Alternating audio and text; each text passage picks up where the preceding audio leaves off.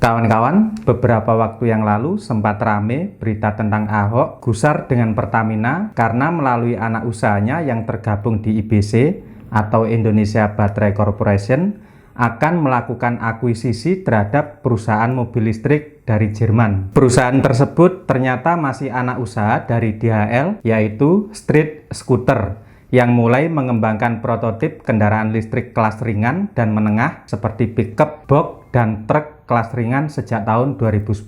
Street Scooter merupakan kendaraan listrik yang berlokasi di Aachen, Jerman. Street Scooter mulai produksi pertamanya pada tahun 2015. Pada April 2016, Deutsche Post DHL mengumumkan bahwa produksi Street Scooter akan mulai tahun 2017 yang akan ditingkatkan hingga 10.000 kendaraan tiap tahun. Pada Oktober 2017, Street Scooter mengumumkan untuk membangun pabrik kedua di Düren dengan kemampuan produksi hingga 10.000 kendaraan per tahun. Hingga 2020, perusahaan telah mendistribusikan totalnya 13.500 mobil van dan truk listrik ke seluruh Jerman. Pada September 2019, Street Scooter juga mengumumkan rencana kerjasama dengan pabrikan otomotif asal Cina, yaitu Chery. Rencana kerjasama tersebut untuk memproduksi total hingga 100.000 kendaraan per tahun pada tahun 2021. Namun, pada Maret 2020, DHL justru mengumumkan rencana untuk melepas Street Scooter. Belum lama ini, mengutip Reuters, DHL diketahui telah setuju untuk menjual Street Scooter kepada perusahaan Jerman yang bernama Odin Automotive yang berbasis di Luxembourg. Meskipun demikian, DHL tidak ingin mengomentari terkait dengan kesepakatan tersebut. Street Scooter adalah kendaraan komersial ringan full listrik untuk lalu lintas dalam kota dengan muatan lebih dari 1 ton. Secara performa, ini tentu sangat mengesankan, mengingat beratnya muatan yang bisa dibawa oleh kendaraan listrik ini. Salah satu produknya yang paling laris adalah tipe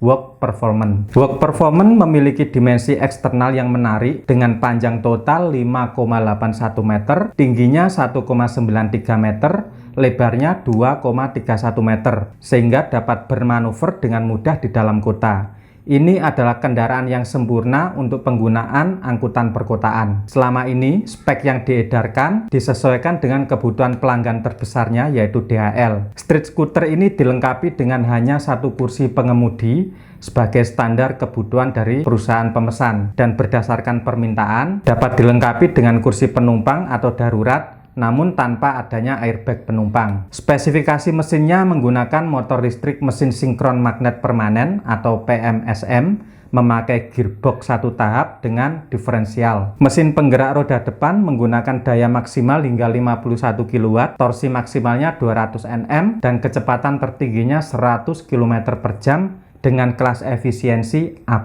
Mesin ditenagai dengan baterai lithium-ion dengan kapasitas 43,4 kWh menggunakan koneksi sistem pengisian AC 1 fase sekitar 3,6 kW. Street Scooter akan meningkatkan performanya untuk seri terbarunya yang akan mampu melaju hingga 120 km per jam atau 75 mil per hour. Perubahan lainnya mencakup lebih banyak fitur standar untuk keamanan, kenyamanan, dan kemudahan yang lebih baik. Misalnya sistem kontrol suhu otomatis, airbag pada sisi penumpang, entry tanpa kunci dan start tanpa kunci, lalu super fast charging yang akan lebih cepat dalam melakukan pengisian daya. Selain itu, ada sistem peringatan kendaraan akustik AVAS, serta sistem e-call panggilan darurat di dalam kendaraan. Sejarah dari perusahaan Street Scooter dimulai saat presentasi prototip kompak pada tahun 2011, lalu presentasi tipe Work pada tahun 2012.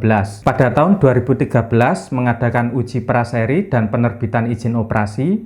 Tahun 2014 uji 150 kendaraan nasional, dan sekaligus Street Scooter menjadi anak perusahaan 100% dari grup DHL. Pada tahun 2015 resmi dimulainya produksi seri Work, dan pada 2016 meningkatkan produksi yang signifikan serta varian dan model baru. Pada 2018 produksi seri Works SL terbaru sekaligus membuka lokasi produksi yang kedua di Düren. Pada tahun 2020 terjadi restrukturisasi kembali dan perusahaan akan fokus pada pengiriman pesanan ke DHL. Peluncuran seri Gigabox direncanakan pada tahun 2021.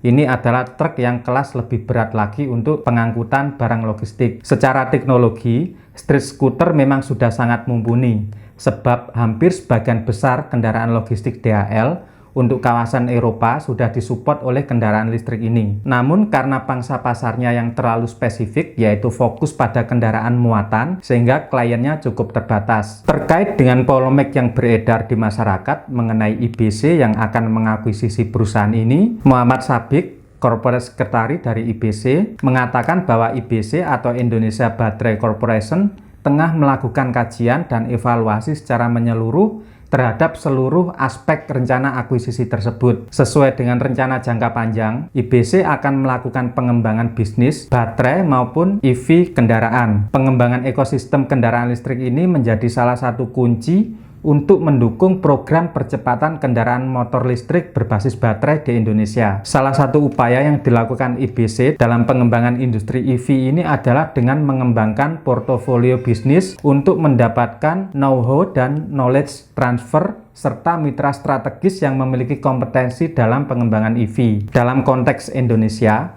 pemerintah sebenarnya diuntungkan lantaran memiliki salah satu cadangan nikel terbesar di dunia. Sementara, nikel merupakan salah satu komponen yang sangat penting dalam badan rancang bangun kendaraan listrik. Beberapa ahli ekonomi menilai bahwa sebaiknya Indonesia terlebih dulu ikut pada rantai pasok global dengan produk baterai kendaraan listrik untuk beberapa pemain mobil listrik terkemuka. Setelah matang, tahap berikutnya dapat memulainya dengan membangun suku cadang pendukung mobil listrik di luar baterai. Namun, kalau mau dievaluasi, sebenarnya kita sudah terlalu jauh ketinggalan dari adaptasi kendaraan listrik pasca terhentinya mobil listrik karya anak bangsa. Sehingga jika ingin transfer teknologi dengan cepat, akuisisi mungkin bisa salah satu menjadi pilihan yang cukup mudah. Sebab kita bisa lihat timeline waktunya untuk proses pembangunan pabrik hingga produksi kemungkinan cukup lama, yaitu 3-5 tahun. Kalau kita mau berspekulasi dengan pengawasan finansial yang ketat dan ada jaminan bebas dari skandal korupsi, akuisisi ini bisa menjadi salah satu langkah akselerasi untuk pengembangan kendaraan listrik di Indonesia. Oke kawan-kawan, demikian sekilas mengenai skuter street